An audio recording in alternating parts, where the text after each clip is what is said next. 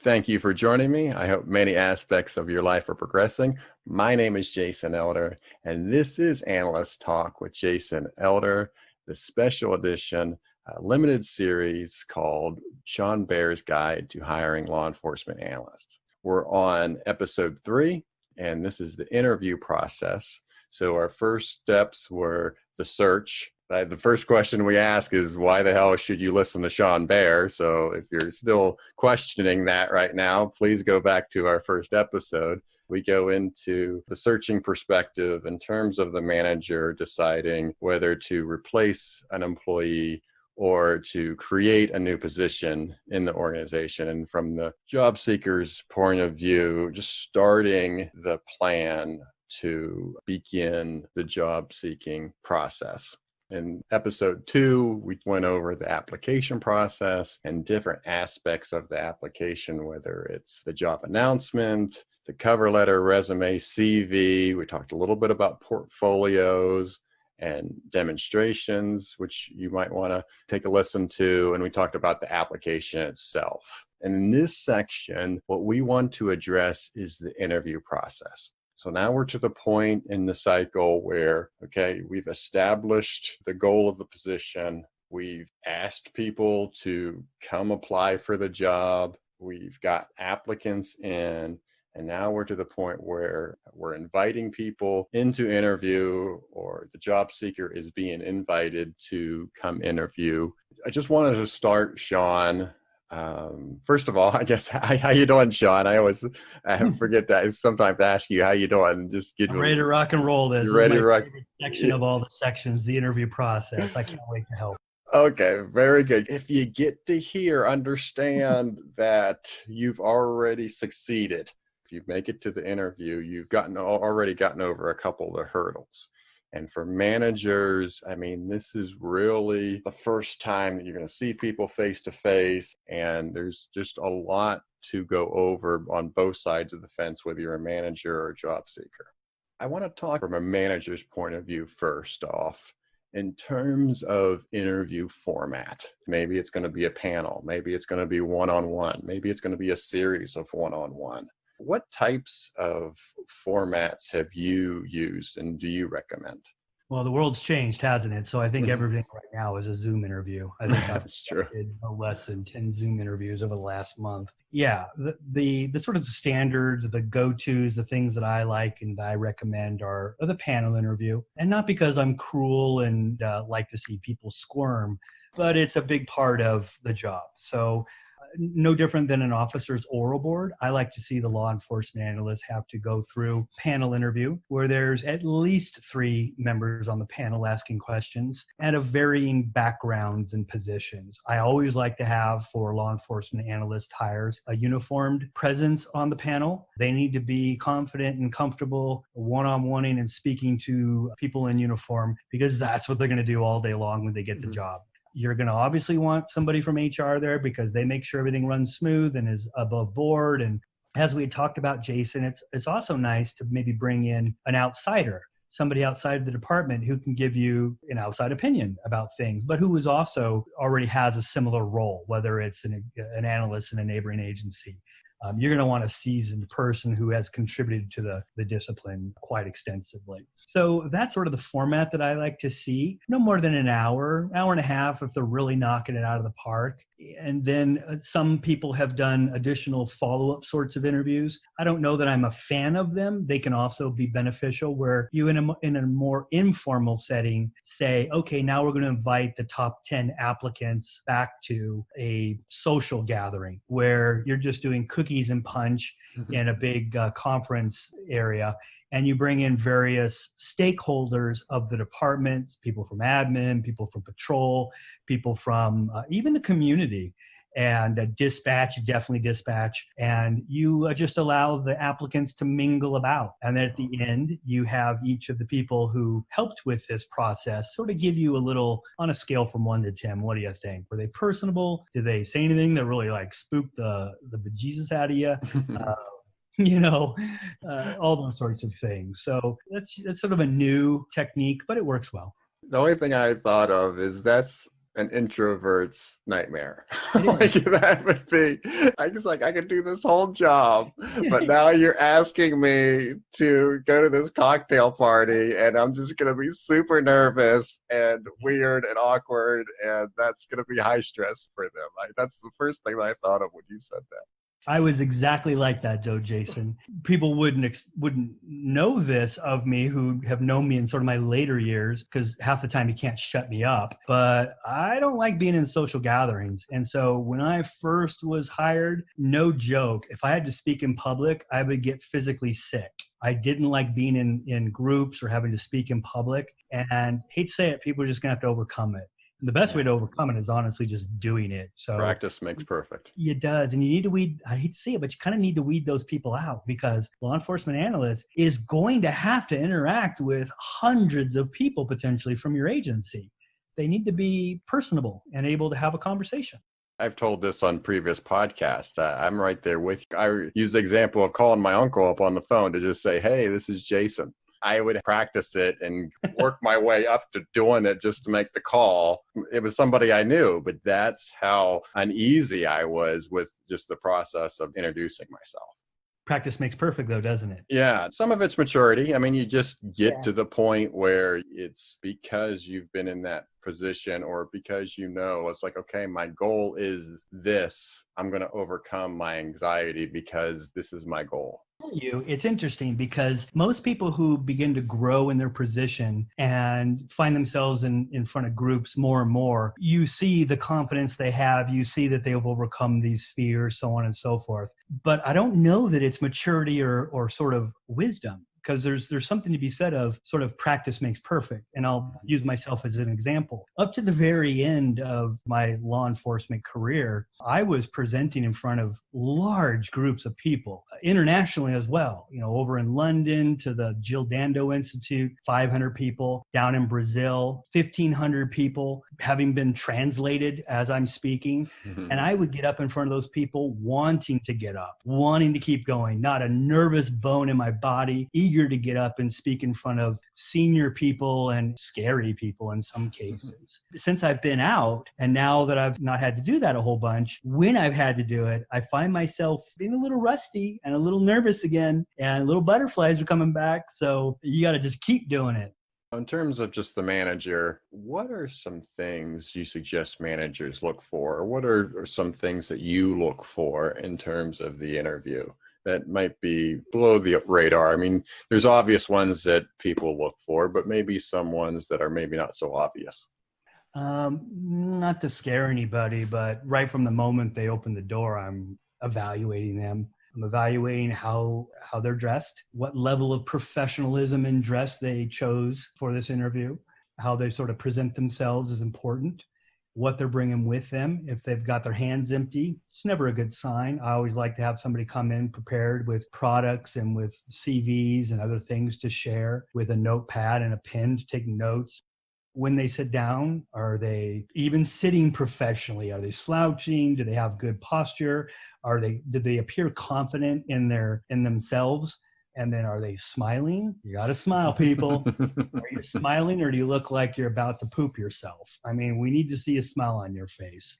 Are you friendly? Did you shake everybody's hand? Do you have a firm handshake? Although nowadays, who knows what we're going to be doing in the future? Maybe we just, fist bump, elbows or whatever comes our way.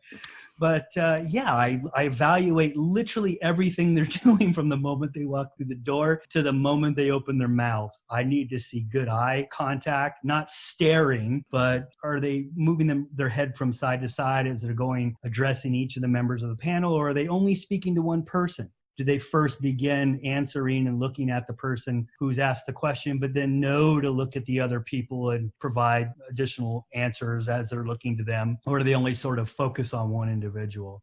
Do they fidget? What are their hands doing? Are they picking at their nails? I mean, it's a whole psychological teardown at that point. So it's a lot. But I would just say people need to not beat themselves up. The panel knows you're nervous. If you're not, there's probably something wrong with it. So they expect that, but don't focus on your nervousness. Don't acknowledge it either. Nobody wants to hear how nervous you are. That's the kiss of death. And they don't need to know, because now they're going to be worried about your nervousness. So just get in there, be confident, be professional, and just do the best you can. But yeah, look them in the eye. And if you find yourself getting that sort of zombie stare going with one person, move on to the next person. That's the beauty of having a panel. You don't have to lock eyes with one person. You can continuously address each individual as you move your head around. So, and you mentioned Zoom interviews. Do you have just a quick comment on that? I mean, I know you haven't done a lot of them, but No, I do a lot of them, actually. In fact, I had 2 this week already for interviews. Yeah, it's exactly the same as an in-person interview. And I think, unfortunately, people don't appreciate that. So they may dress a little less formal. They maybe only dress the top part of their body and the bathing suit on the bottom part. I've seen that. And it's like, you better know where your camera begins and ends, because I can see where that shirt is untucked and I can see your shorts right now, right? I'm dead serious. One young lady who I'd interviewed, from the waist up, presents to herself very professionally with her attire and everything. But then midway through our interview, because it was starting to get relaxed and we had a good rapport, she lifted her leg up onto her chair, and I could see she was just wearing shorts and some Vans. And it was like, well, wait a minute. First of all, think about that. If you were in an interview for a job, in an in-person interview, would you put your foot up on the chair? No. So I think people can find themselves being a little lax in the Zoom interview. That's good advice. And you need to be even more so professional in the Zoom interview.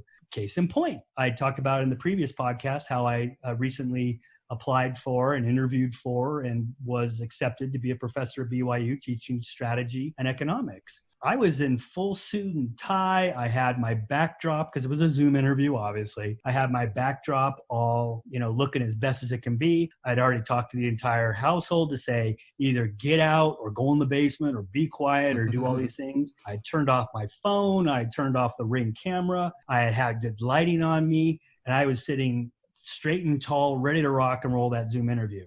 The beauty of the Zoom interview, Jason, is that I can have so many more helpers around me than just as I would in an in-person interview. So around me and around the monitor that I was using for the Zoom interview was papers upon papers with 36-point font, because it was at a distance, with facts that I needed to know about the school, the position, key things in management that they may ask me, what are Porter's 5 forces? And I'd be like, I forget that. I don't know. So that was the beauty of doing a Zoom interview. You can even have all that extra helper material available. Oh, man, I just picture you in the basement with papers all over the walls and the strings connecting all the dots and everything else. So that's exactly how it went down. That's funny. And I got the job. Very good. Very good. Congratulations. Thank you. So in terms of the job seeker, you have touched on it a little bit, the interview format, whether it's one-on-one, panel, or even now a Zoom or online meeting. But is there anything else that you want to touch on in terms of your advice to the job seeker in terms of each of these formats? We talk about what to do in the actual interview and how to look people in the eye and do different things like that, not to fidget, so on and so forth. The Zoom, though, I have had a little bit of training area now, and there are some things to be aware of. And you can Google this, and you should do this research on your own. And this isn't, what I'm about to say is just the tip of the iceberg. But things like adequate lighting, fast internet speed. If you're doing it at home, let's say, and your internet is intermittent and you've got issues, don't do it there. Go somewhere where it's going to be smoking fast, where there's not going to be any glitches. Your face isn't going to get frozen in some weird, transformed position. You want to be able to have it as if you were sitting there with them. No distractions, no backdrops that are distracting. I would not use a backdrop, those sort of fake faux backdrops or the artificial ones, the electronic artificial ones, showing you on the beach or you're in the Golden Gate Bridge is behind you. Don't do that. Just have it very plain behind you. And I wouldn't do it in a place where there's other distractions too, like people could potentially be walking past, dogs, whatever. I think people just don't take it seriously like they would an in-person interview. And because they feel more comfortable in their own environment, they need to not have that. They need to be just as presentable, if not more so. You want to present your best self. There are some drawbacks to the Zoom interview because now I have to assume that I was able to present them my portfolio electronically. Can't slide anything across the desk. They can't sort of see that I'm maybe not as nervous as other applicants, because sometimes those things get lost in the Zoom. But yeah, there are definitely some things you can do for that Zoom interview. I won't go on and on and on. I would say be well prepared for it. And I think it just goes to the normal theme that we've had through this whole guide is be prepared to plan and to practice. If it's a Zoom call, you can set up your own Zoom call and make sure that your camera angle is correct and your lighting's correct, things that are in the background or are not in the background, and you can test all that out ahead of time. Isn't that amazing? I mean, you can control everything, right? Whereas if you're an applicant or an interviewee and you're going into a panel interview, you control nothing. They're in control of everything, the environment, the positioning, everything. So if you are given control, take control and own everything about that. Our next section is questions, but I just thought of something as we were talking here. I'd like to throw out there, especially for new analysts or their first time maybe going on one of these interviews for a law enforcement analyst, is that the interview begins from the time you pull up in the property. So, and this is getting back into more if you're meeting face to face, not doing Zoom, obviously. Right. But I've heard stories where hiring managers talk to security about how they were treated by interviewees or how they treated either admin staff or anybody that's in a welcoming position. Every single person that came in contact with that interviewee throughout their whole process, even before they even got into the room where they were being interviewed for one-on-one or a panel interview. So just be leery of that. Is that as soon as you get on the premises, you don't know when you're going to be recorded or people that you contact, how that's going to influence the rest of the process. I love that, Jason. And it's so true in business. That's sort of a standard understanding that when the applicant comes to the company and they're greeted by the secretary, the receptionist, and they're asked to take a seat and they'll be with you, how did that interaction go? So you're absolutely right. The hiring managers go out there and say, what did you think of this person? Were they cordial? Were they respectful? Were they expecting you to just sort of dote on them and take care of them? Or were they respectful and personable as well? That's definitely not the time to be talking on your cell phone with your buddy informally as you're waiting for a job interview. The cell phone best not even come with you. That cell phone stays in the car. It's probably a good decision as well. There's no reason for it. All right. So let's get into some of the questions. Kind of, I guess, a similar questions to what's on the application that we talked to in the previous episode is, are there standard questions that you like to ask? We go back to those standard questions of define what it is to be a law enforcement analyst. Tell me what the different types of analytical techniques there are or different types of analysis there are. Describe some policing principles or policing theories, And then also those sort of problem solving statements that get them to think about things. Obviously, there's the form aspect of it. So as I'm answering, I'm addressing each person. I'm going back and forth. Got good eye contact. I'm trying to smile. I'm not talking so fast like I tend to do sometimes. I'm calm and collected, and I'm purposeful in my response and what I'm going to say. It's okay to take a pause. as an interviewee and to breathe for a second and to catch your breath. They're going to want you to do that versus speaking at warp speed, hyperventilating yourself. And then, and now you got yourself a problem because you realized you've done that to yourself. You just need to be prepared to answer those standard questions that I talked about and know that there might be some of those sort of, curveball questions that are problem solving. You can simply Google what are the best problem-solving questions right now, or the top questions asked by a tech industry. It's more about, with those types of things, the how many golf balls in a school bus, the how many windows are there in New York City, and how much would you charge to wash them. They're looking for you to not give the answer. The worst answer you could give about how many golf balls can fit in a school bus is to answer it that 4,203. And that would be the worst answer you could possibly give because you didn't explain your answer, right? Show your work. The answer is not what's relevant, or I should say the actual number. What's relevant in that question is, how did you think through this? The strategy for answering those types of questions are verbalize your thought process. Okay, well, what kind of school bus are we talking about here? I'm just going to assume you meant the long school bus. I think those are about 32 feet long and they're about this number of feet high, but yet you got the wheels, so I would probably subtract 3 feet for the wheels. Now I'm looking at a box that's 32 feet wide by so many feet high minus the wheels, so that makes it 10 feet high. And I think a standard school bus is 8 feet wide if I guess that. I mean, you're walking through your thought process. You don't have to come up with the right answer, but you're trying to show them the work and then show them how you think about all the minute details of that problem. And if you don't know the answer, or the wrong response is to give no answer or to give a short answer.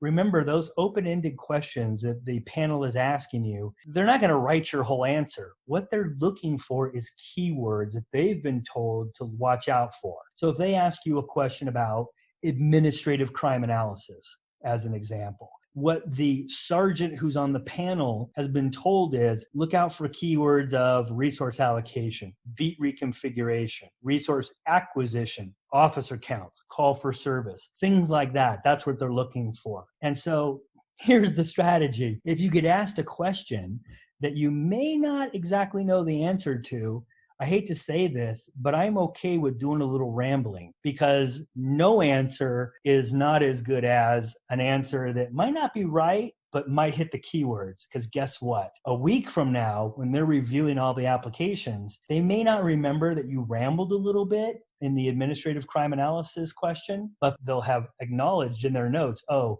he talked about beat reconfiguration. Okay, he gets a point there. And also just to be prepared. Know, because you've talked to now, because you're an applicant who wants to knock it out of the park, you're familiar with the standard questions that agencies ask. How are you familiar? Because maybe you've called a bunch of agencies and you've asked to see their interview questions. But government entities, chances are they're going to give them to you. So that I would get the questions before they're even asked. The agency that's hiring might not give them to you, but the neighboring agency might give them to you. And guess where that agency may have borrowed them from? Yeah, it's funny. You're talking about the school bus question. Just to go back on that, I remember I do play golf, and I was sitting there when I was answering that question. I was really worried about what is the diameter of a golf ball. As many times as I picked up a golf ball and put it on a tee, it took me a second. With the rambling, there's just like everything else. As I'm doing now, right? Yeah, it's just with the rambling, there's an art to it, right?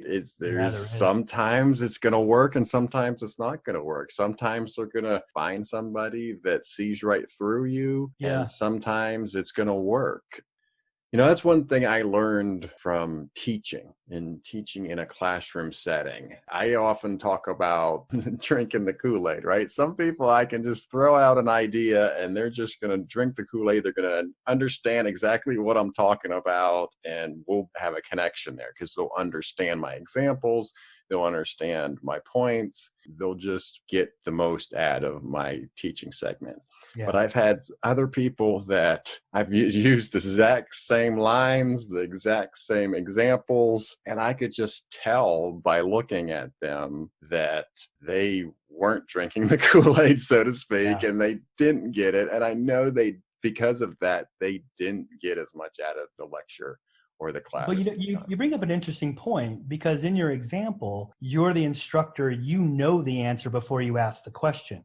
Mhm. And the difference in an interview is if there's a panel of 3, typically only one person actually knows the answer.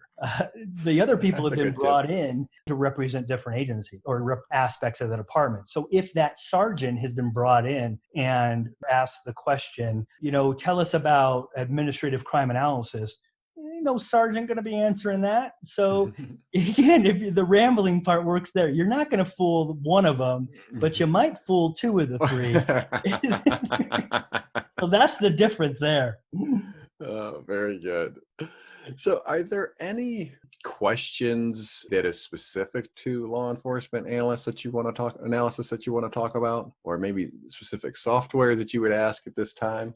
Yeah, I would do that. I would absolutely do that. And I would, as an interviewee, be prepared to answer it. Again, if you haven't done your homework about that agency, shame on you. But Hmm. let's just assume you're an amazing interviewee and you've done your homework. So you know they use Attack, you know they use ArcGIS, you know they're a Microsoft shop, so they have Excel and Access and all the tools they need. Maybe you know that the law enforcement analyst there is going to be required to do a little bit of intel analysis. So you also know they have a I2 Analyst Notebook or Palantir or something else like that, right? And then any other specialized software. Maybe you know they're really big into administrative crime analysis. So maybe they even have Corona Solutions. They've got their beat districting software and stuff. I would know that before I even go into the interview. And moreover, I would know how those applications work. You're going to work there. That's the whole intent. Wouldn't you want to know how they operate and what you need to know how to use so that you're knocking it out of the park on week 1, right? Hmm. So if you know they use ArcGIS and you're applying to an agency and you're like, oh, dog, I'm a map info dude and I don't know anything about ArcGIS. You've got plenty of time from the time you turn that application in to download an eval copy and to get going on it. You can learn it, and then you'll be able to be ready if they do ask you a question specific to that software. So, I really haven't asked a lot of questions in an interview on specifics of software. And if I do, I might ask something like, tell me about your knowledge of or your use of Microsoft Excel. Because Excel's so, ubiquitous. Every agency uses Excel. I Hmm. might not be specific about SPSS or SAS or another, R. I might actually be okay with asking about Excel, Hmm. specifically if they list it on their resume. So if they said, expert level, super ninja kung fu warrior at Excel, then I'm going to call them on it and I'd be like, okay, tell me about your use of Excel. Therein gets some interesting responses because, they're asking you, so they must know something. So they must know enough to know what sort of responses to expect. Now you better be ready because you start explaining yourself for how you know Microsoft Excel. You might not even include it on the resume, but because the agency relies so heavily upon it, they may in fact ask you, well, can you please tell us what you know about Microsoft Excel? Can you please tell us what you know about ArcView? Be prepared to give specifics. I have done X, Y, and Z with Excel. I know about pivot tables. I have created charts. I know about creating Gantt charts. I can go ahead and freeze panes. I have written VBA macros that have automated processes. I know how to use a linear regression function in Excel. You go crazy. I know how to incorporate modules, and I know how to use the API to bring in and hit a Google API so that I could actually geocode the data in Excel using Google's geocoder. I mean, you can get specific about how you know Excel. And if somebody answered the question that way, and they sort of thrown out things like pivot tables, linear regression, and connecting to Google's API to geocode, I'd be like, all right, they probably know Excel pretty well, right? But if the response is, well, I can summarize things and I know how to do averages and I know how to export and I know how to bring in data. I mean, you're probably yawning at this point and you're probably thinking, I don't know how good they are at Excel. They're kind of novice, right? Sure. But, you really need to be, as an interviewee, very specific about how far you've taken Excel. Those things that I mentioned are not like expert level Kung Fu warrior. They're pretty tough. They're not the end all be all. Those are sort of the things that I would know how to use in Excel if I were today trying to become an analyst. Yeah, and as you were talking there, one thing that stuck out to me is throughout the various episodes, and even this episode, we're talking about different techniques and different softwares. As a job seeker, you're going to have to make the decision that you're going to have to invest in yourself. You're going to have to pick something that's going to give the best return on investment. And it might just be your time as the investment. Doesn't necessarily have to be dollars, but just the various software that Sean just went over. Chances are you're not going to be able to go over all those and get access to this, especially if you're not in the field. You're looking to get into the field. You're going to have to pick and choose software and techniques to learn and invest in. And you might start learning about something, learning the technique, learning about software that you'll never use. You'll get a job as an analyst and you'll never use it. So you have to be able to foresee, okay, am I going to be able to use this? I need to start learning this software and learning these techniques and invest in yourself. And you got to choose the one that's going to give you the best return on investment. Yeah, absolutely. I haven't found too many software nowadays that doesn't allow at least some sort of free 30-day trial. I can't speak to it anymore, but back in the day with Attack, I had students contact me all the time who wanted an evaluation copy. And I think you remember Attack came with not only evaluation copy, but it also came with data you could play with. You could create one heck of a portfolio just with demo software. ArcGIS is the exact same thing. There was plenty of that. I know you can get student discounts on all the Office products and basically almost free. But if that agency that I was applying to used it, I would find a way to get it. Either that or I would go to a neighboring agency who had it. I would ask just to side saddle for a little bit. Yeah. And I think RF Flow is still floating out there somewhere. I mean, that doesn't do all the bells and whistles of I2, but you certainly could create a link chart using that and get experience that way. And I know that's freeware software. Right. I was going to go on to the demonstration, but I just thought about something because the questions we kind of related to are just one-sided. The hiring manager asking the job seeker. I think we should at least touch a little bit on the fact that, hey, there should be an opportunity for the job seeker to ask questions of the panel. Ooh, good one.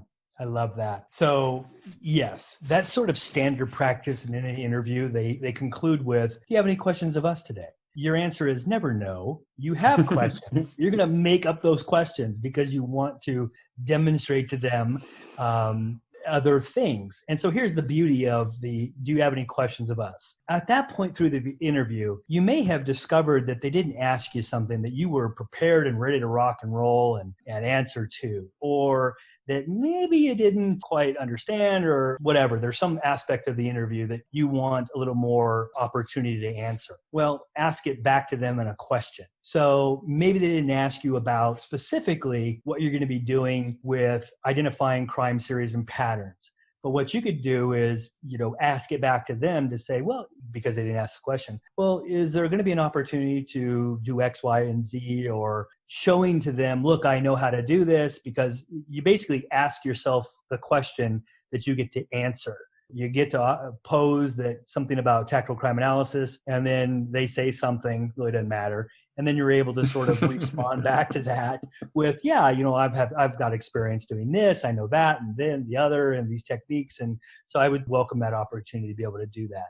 Let me also add, Jason, that there's nothing wrong with saying something like, well, I don't really have a question, but one question that I wasn't asked was about my skills in X, Y, and Z, and I thought they were relevant. So I just want to make you aware that I am very proficient in X, Y, and Z, and I know how to do this, and I hope you consider it in the process. So there's nothing wrong with using that opportunity to get another little zinger in there and to let them know another aspect of yourself that may not be readily available on the resume, may not have been asked in the interview, but you want to get it out there because you want to distinguish yourself from other applicants. A couple things that I would suggest, and this comes from both professional experience as well as academia and my training and so on and so forth, is the types of questions you don't ask. Okay, and good. So the one type of question that I always hate being asked, and it's because you really shouldn't ask it, is you start asking about questions that relate to yourself. because the interview isn't about you. The interview is about them. They're trying to find a candidate to help them. So they don't want you to be coming to the interview thinking about how you're going to benefit, what's in it for you. So it's sort of a mindset as you go into this interview. And trust me, everybody wants to know what the salary is going to be. Everybody wants to know what the benefits are going to be. You'll get that information. The interview is not the time to ask that. The interview is not the time to start asking about time off. Stop asking questions about yourself. Nobody cares. They care about their agency and what you're going to do for their agency. They don't care about what your little needs are right now. Those questions can be answered, and they will be answered by some HR rep at a later date. If they're so important that you do have to ask them, because you need to know that if they won't allow you to bring your cat to work, that the deal's off, wait for the interview to be over and then go approach HR on the side and ask if you can bring your cat to work. But you need to be cautious about when they ask you, do you have any questions for us? The answer should not be, what's in it for me? What's my salary going to be? What's my time off going to be? What do you think about this? How can this affect me here? Don't do that. Just to add to that, as the job seeker, you should know what the full interview process is going to look like, the application process, the whole hiring process. Right. So know that, especially if there's going to be multiple set of interviews, that's where you need to figure out when you need to get those questions answered. So I agree with you. If not in the initial interview, at some point in time, those are important to job seekers, obviously, those types of questions. So you got to make sure that you have those ready, but you have to pick the spot where you're going to answer. In an upcoming episode, we're going to be talking about the offer and counter offers and all that other stuff. So that's where those might come into play as you get those questions answered towards the back end of the process. Right, precisely.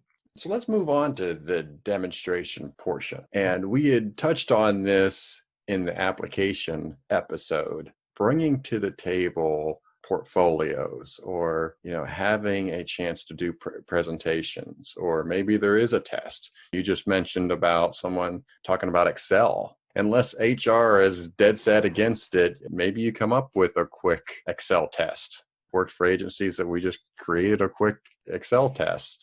And we actually didn't hire some people that struggled with that because it was stuff that was pretty basic and they couldn't do it.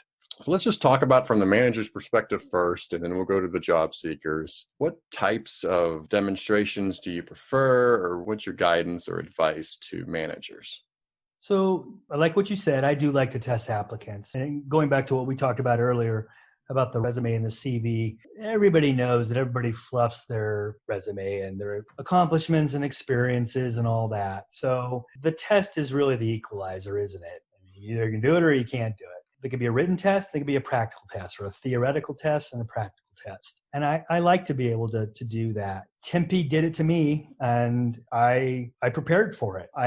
Because I was an intern there, had sort of insights into what I thought they were going to ask. And so I prepared quite extensively on specifically chi-square, regression, medium mode, all the sort of standards in that regard, terminology. So the test actually helps, and it helps that applicant understand too what's going to be expected of them when they start. If you're not asking them things like perform a chi-square, perform a regression, then how could you expect them to do that when they begin working for you? But if you have it on a test, they know you're not playing, and they know that these are the sorts of expectations they have of their analyst. So getting back to HR, the test is important that the test be run through somebody from HR who could give it a thumbs up and saying, no, you can't ask the question that way. You're being biased, or it's leading, or it's this, that, and the other.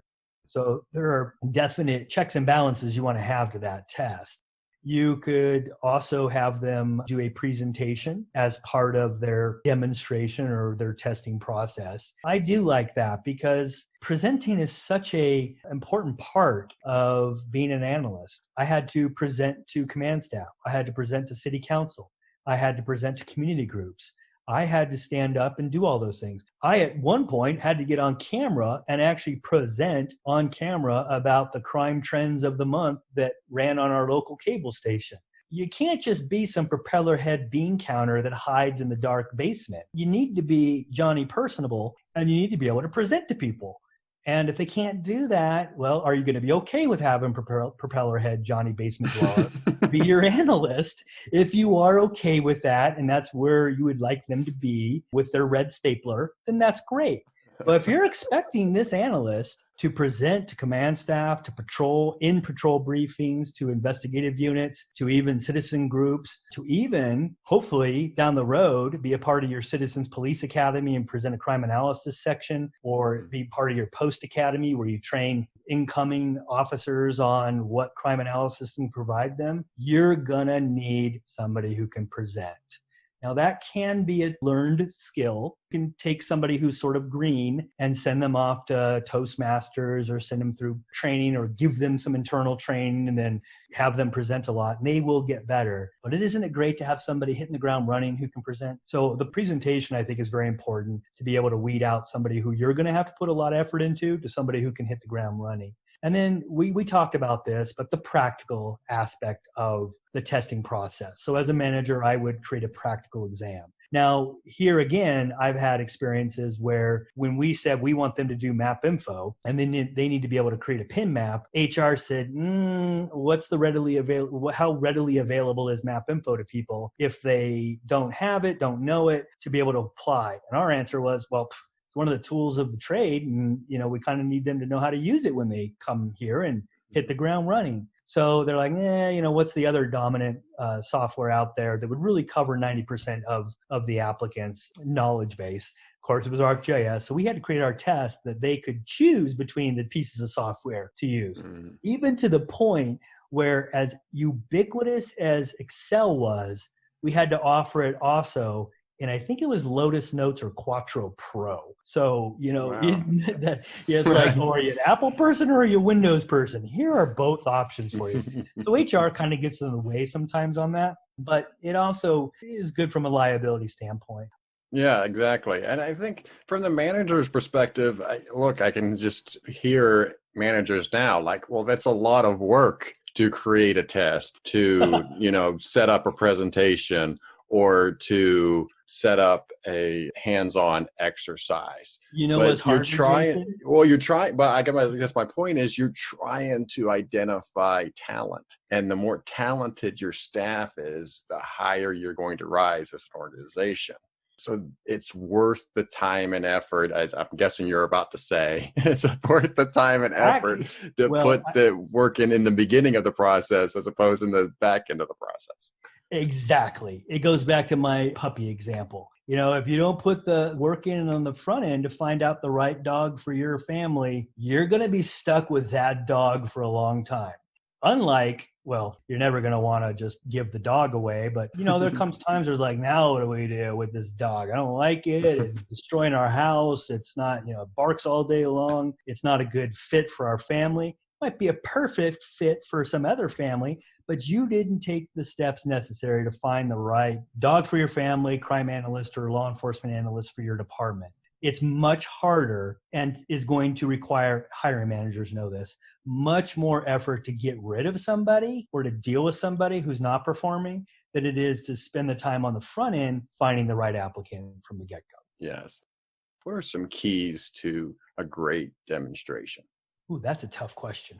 Not staring at the screen and reading the screen. So if you're asked to present findings or present to a group for material that maybe was just handed to you that you need to quickly review and then present back, using the standard sort of good presentation techniques, not doing what I'm doing right now, where maybe because of a pause, I insert the word as I just did again. looking around the room and not addressing your audience and sort of looking up as if the answer is going to be in the ceiling, or looking down at your foot, fidgeting, shifting weight, hands in pockets, hands not being used properly, not good inflection in your voice, not confidence. There's all these things that just make a good presenter, regardless of whether they're presenting in an interview or whether they're presenting in front of an audience or a group. You're going to want to have those techniques down and be pulling them out of your bucket of tricks that you're going to include when you're presenting that material. Of course, if they've asked you to do a PowerPoint, or if there is a PowerPoint that they're asking you to present, you're not staring at the PowerPoint, speaking to the screen. You quickly glance, you summarize and describe what it is that slide has. And you're always talking to the audience. You're always standing. Last thing you would do is if there was a chair there, sit and address your audience. So you wouldn't be doing that. So the sort of standard presentation things that you can look up that can be taught. And if people don't have those skills, which I didn't way back in the day, I was horrible at presenting, you go get them. And there wasn't Google in my day. So where we went is we went to mentors. We asked people who were good at it to help us. We read books. Now you can do YouTube and find TED Talks that might address that, or YouTube channels that address that. There's also Toastmasters, of course. If somebody has a fear of speaking in public, you absolutely need to join a group like Toastmasters. Yeah. Practice will make perfect. You will be able to, the more you do it, become comfortable and not be nervous getting up in front of people. Just to finish up the segment in terms of the manager's point of view on the demonstration and the test, from my perspective, items that you're going to ask them to do, have them be as close to what they're actually going to do for the job as possible. So Absolutely. In terms of the presentation, in terms of the test, whatever you're going to give them, have it be almost identical to the day-to-day activities that they're going to do. Absolutely. From the job seeker's point of view, you kind of touched on it a little bit, but something that came to mind as you were talking about it is when you're given a presentation, there's almost two aspects that you're being tested on. One you touched on, which is just normal presentation skills, the do's and don'ts of presenting. But the second aspect that you're going to be tested on in your presentation is your knowledge of the topic. If it's one of those things, if you have to mess up the presentation skills, at least get the facts right. At least be able to talk intelligently about what you're presenting and have solid analysis and recommendations and suggestions in a presentation. I had the opportunity to go to an IECA conference way back in the day. And I'm not going to mention the name of this individual, but myself and Rachel Boba, my crime partner, were sitting in the back of the room and we were listening to this individual do a presentation. And he's a smart cookie. And he was talking about something smart and cool, but he used the word way more than I ever have in this conversation. So much so that it overwhelmed everybody, and everybody you could see shifting in their chairs at how much he used the word. It wasn't even a pause word. It was every other word was that word. It got to the point where Rachel and I started keeping tallies. I think we had 170 some odd noted by the time that presentation ended. So what we got out of this really great analyst talk wasn't what he was presenting, it was how he was presenting. And our only takeaway was he doesn't know he used the word 170 some odd times. Yeah. And I guess that gets back into practicing and finding an audience that'll listen to you to test on. I guess, is there any advice that you would have for the job seeker in terms of the presentation itself that's specific to law enforcement analysis? Because if you're asked to do this presentation, there's probably certain things that you're going to like to see in a presentation that's specific to law enforcement analysis. I don't know how to answer that question. And by the way, that's okay to start an answer like that. So if you really don't know the answer to the question, it's okay to first phrase it as, well, you know what? I don't know. Let me give it some thought and let me then try and answer the question, even though I might not know it, as best I can. So one of the things I don't think we've talked about yet, I've sort of hounded or harped on the manner in which you present. I think that is so important. So I would further say or offer up one more suggestion, and this actually goes to the actual interview too, is we talked about looking professional as a standard or a metric for a man, suit and tie. So women, I would be in something equally as presentable as that, or business attire. The thing that I would note about though is, and I've seen this a lot, that's why I'm bringing this up, a white shirt or blue shirt for a man. Please don't be Dwight Schrute and wear your mustard colored shirt with your mustard color mono tie with that. Don't wear your black shirt with your red tie. Don't make a fashion statement. Be very neutral in your dress, very professional and businesslike, but very neutral too. I wouldn't wear cufflinks, too flashy, too distracting. My shoes, here's a real big pet peeve of mine. Law enforcement people look at shoes. That's our thing because we're held to a standard, particularly if we're sworn to have really shiny shoes in the academy. And we have a sense of pride with it. Even if they weren't, a police officer, but they were military, here again, they have the standard of shiny shoes. Gentlemen and ladies, shine your shoes before you go in for that interview. You should be able to see yourself in them. Don't go in with raggedy old shoes, dirty shoes, or shoes that are dull. They reflect your attention to detail. They're a reflection of you. They complete the outfit. Women know this. So the details on that too, Jason, I would sort of pick on a little bit and I only say this because I see the opposite of what I just said. I see the gentlemen who come in whose shoes look like they just went through a mud bog, or whose outfit looks like they're, I don't know, maybe second lieutenant in a mafia ring or something. You need to understand who your audience is and what sort of the standards are around there. If you don't like that conformity and you want to be different, maybe this isn't the profession for you, because these are about standards and they're about regulations. That's the whole sort of life of law enforcement. Did you want to talk a little bit about the portfolio? We touched on the portfolio at last episode. Let's finish up the idea of portfolio at this section. Okay. So the portfolio, we talked about the need of having one and be able to take that with you into the interview. One of the cool things about having a portfolio with you, and let me just back up and say, because somebody may not have heard the previous podcast, the portfolio is nothing more than samples of your work. If you're a law enforcement analyst, a portfolio would include examples of spatial analysis products, temporal analysis products, spatiotemporal analysis products. It might be a chart you created, graphs you've done, an analysis you did, an article you wrote, or a paper you wrote. It's oftentimes shiny objects that you can show the hiring panel so that they get a sense of what you're capable of doing. So now that I have that, and I have that well in advance of applying for jobs, when I go to the interview, the nice thing with a portfolio, having the portfolio, you get to present the portfolio, and then they begin looking at the portfolio. The nice part about that is when you're in an interview where you're nervous and you're wanting to have a moment to catch a breath and you're tired of them staring at you and you're wondering what they're thinking about you and how you're doing and all these sorts of things. And if they can see that bead of sweat that you can feel running down your forehead right now, the beauty of the portfolio is you show it to them, they start looking at it, and you can now start describing what they're looking at, and you get an opportunity to just sort of stop for a moment, breathe, break eye contact, not have to worry about doing all that. And they get to also do the same thing, and they appreciate that. They get an opportunity to look at something as you're describing it.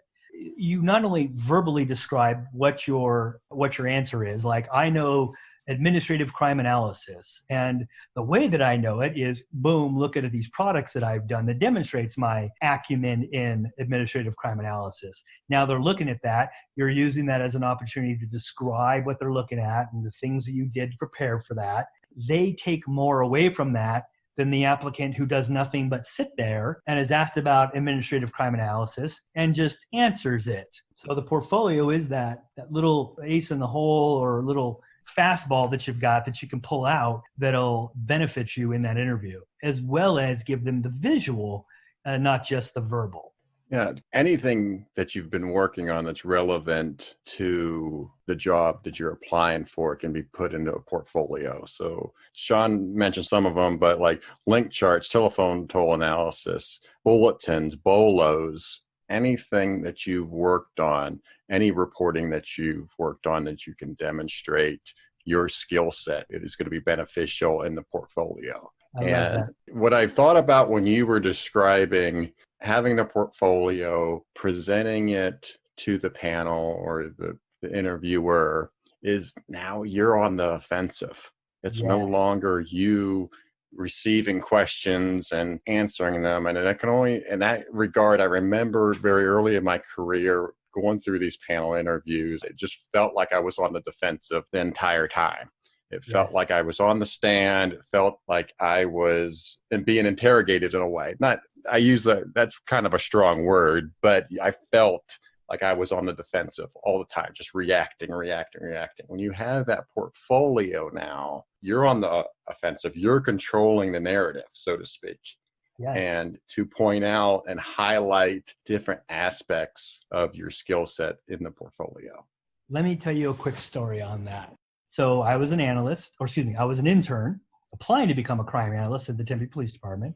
I was going up against some pretty formidable other applicants. And I knew that I didn't have, because there was some things they were looking at for their applicants, like what was their GPA? I had a horrible GPA.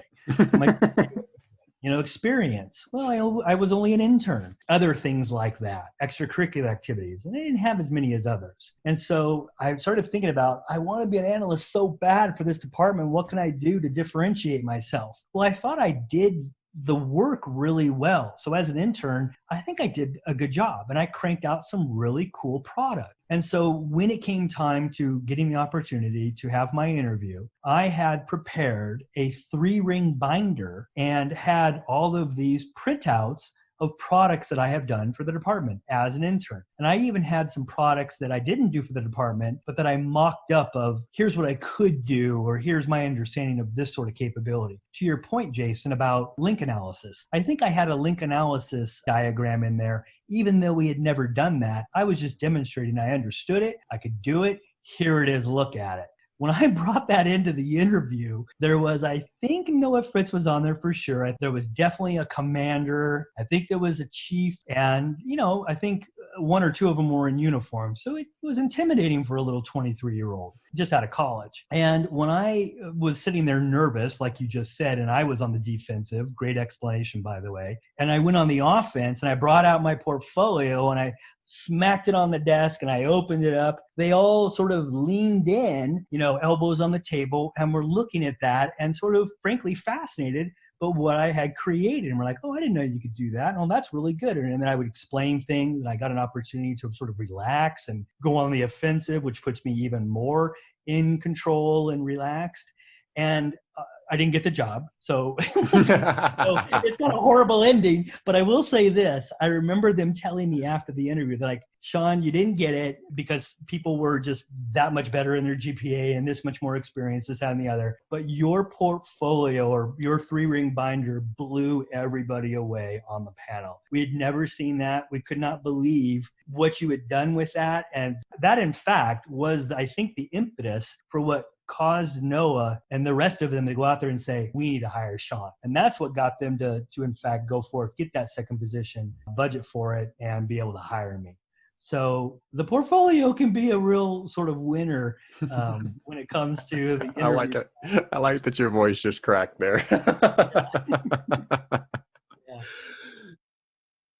You get into a situation where you have a 3-person panel interview. Would you create one for each person? Or is that something, like in your situation, you just had the 1 3-ring binder, but would you recommend something that they could go home with, or at least maybe they can each look at as you're describing it and presenting?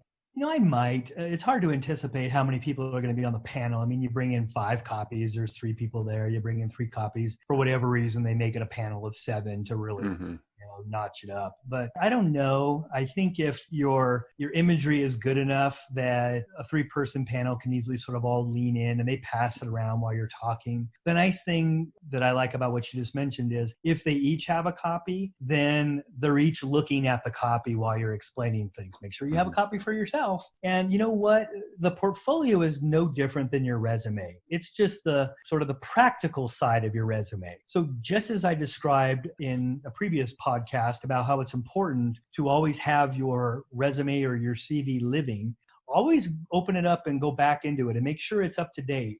So as you produce product, as you do a redistricting study, as you do a tactical bulletin, as you do a 5-year analysis of motor vehicle theft, take a copy for yourself, assuming the department allows that. You need to make sure it's all good to go. If you can get a copy for yourself, that belongs, if you're proud of it, you think it's a good representation of your abilities, put it into your portfolio. And so that you're not scrambling at the very last moment where, let's say you're an analyst for an agency for 5 years, and then you finally see that the agency that is your dream to go work for, the XYZ agency, has opened up a law enforcement analyst position, and you can't wait to apply.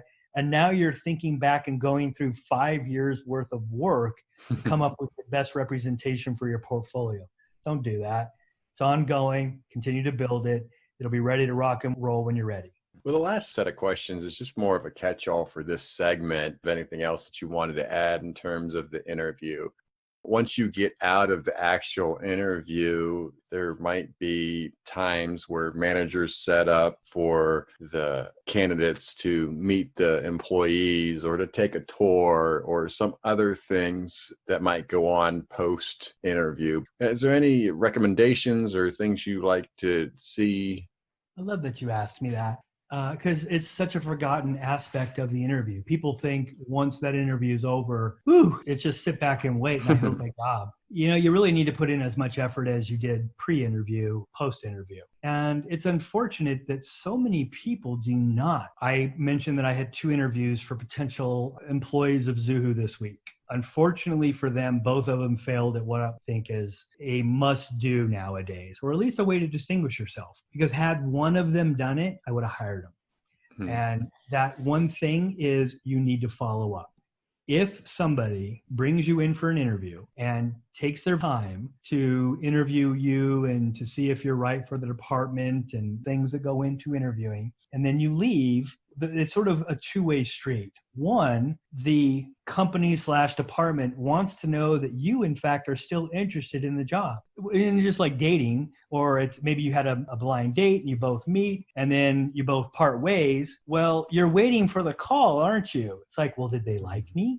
Are they going to call? Should I call them? Well, if a company or a department is hiring and they've interviewed you and you've left, if you have no communication after you've left, I promise you they're wondering, I wonder if he liked us. I wonder if they think this is a good fit for them. I wonder if they think the applicant thinks that they would still want this job. Believe it or not, the department wonders these things and companies wonder these things too. So as an interviewee, as an applicant, if you leave the interview, well, number one, before you even leave, you stand up, you once again shake hands, you thank each of them. Hopefully you use their titles when you address them. Oh, good point. So this is the hardest one that I always had problems with. And frankly, this is why Zuhu now exists for me. But when they introduce themselves, it is okay for you with that pen and paper that you brought into the interview to write down those names because you want to use them throughout the interview. Because people like, more than anything, as research has shown, the sound of their name, right? Mm-hmm. So they want to hear it.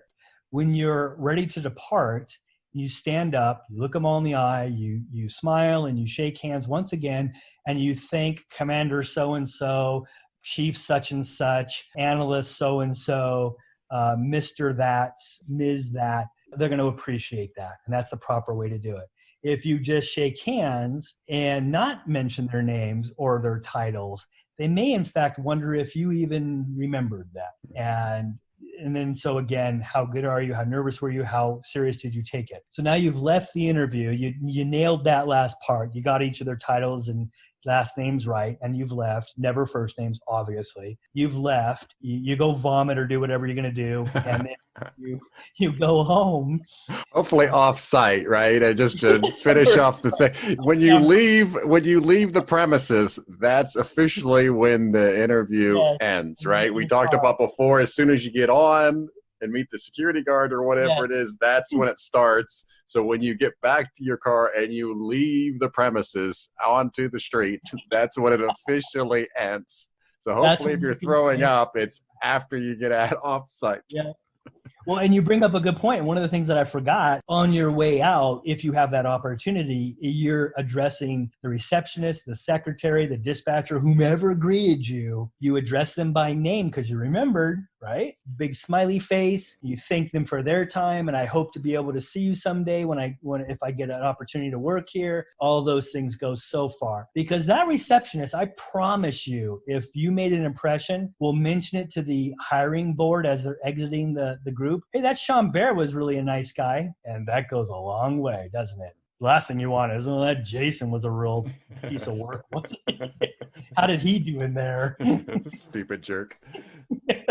So anyway, so now you've left, you've thanked the person you saw last, you're in your car, life is good, you get home, and nobody does this anymore, but yet it's the single biggest pieces of advice I could give anybody post interview. You craft a thank you note, a handwritten thank you note, and you stick that bad boy in the mail, or you even hand deliver it there so it gets there quickly, and you address it to whomever you can. The hiring managers or the people who took their time on the panel, if you can send each of them a card and just thanking them for their time, appreciate the opportunity, hope to be able to work with you in the future or work for you in the future, that goes a long way. And the other beautiful part about that thank you card is that it gives you an opportunity to remind them about who you are. Because they're going to, if it's 6 people or 300 people, they're going to be overwhelmed with the number of applicants. It's a way for you to get a little 1 sentence or 2 sentences in there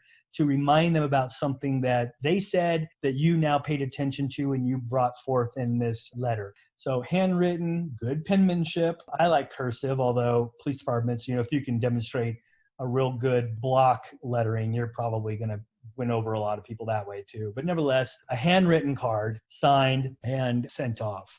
Yeah, and keep the card neutral. Yes. Don't be. This isn't the time to whip out like a Garfield card or something.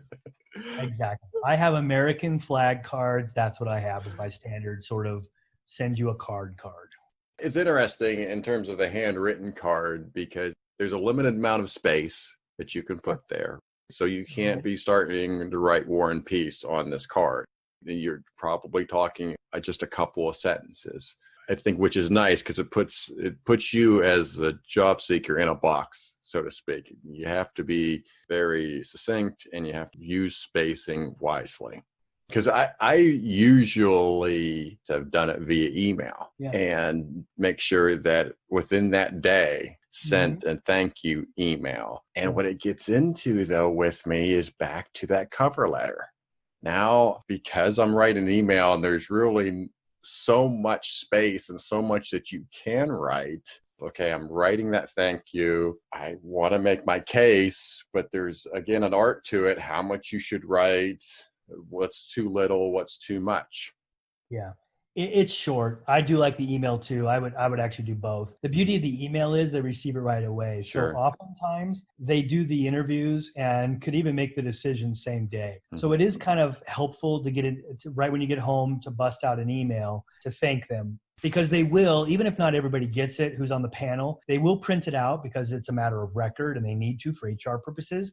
They will print it out and they will put it in your application folder. Everything you send them, they might not want you to know this, they will keep. They have to keep. They want to keep for legal purposes. To say that, oh yeah, we received that, we put it in the file, not be able to say like, oh yeah, well, yeah, I read his email, but we just deleted it. Didn't they say this? And didn't they recommend this? And now you're, dealing with that from an HR perspective. So I do like the email. Just it goes back to what I said about the cover letter. You're thanking them for their time. Thank you for the opportunity. You're getting in maybe 1 or 2 little sentences that demonstrate something that maybe you didn't think they clearly understood that you wanted to get across. And then it concludes with, thank you. I look forward for the opportunity to work with the XYZ Police Department. I hope you look favorably upon my submission. Same thing, right? Yeah. I guess I'll throw out there that understand that this interview process is a two-way street. So you might, as a job seeker, go in there and see a bunch of stuff that makes you uneasy. They may tell you stuff that just isn't what was sold in the announcement, or maybe not seen on the website, or it just doesn't meet your expectations. Yeah. And I think a lot of times this hiring process is just one way. It's the interviewer asking the questions, or it's just a one-way street. Almost assumed that coming out of the interview that the job seeker is going to want the job. But there may be stuff that you as a job seeker see that makes you uncomfortable.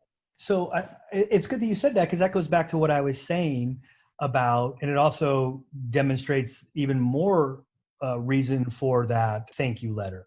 So the thank you email / thank you letter always needs to be written. They want to know that you're still interested. If you, through the interview process, realize, oh, I'm going to be working for this woman or this guy, no thanks. I couldn't possibly do that. They're a total knob. And now I go home, and I write my thank you letter, because you're still thanking them for their time.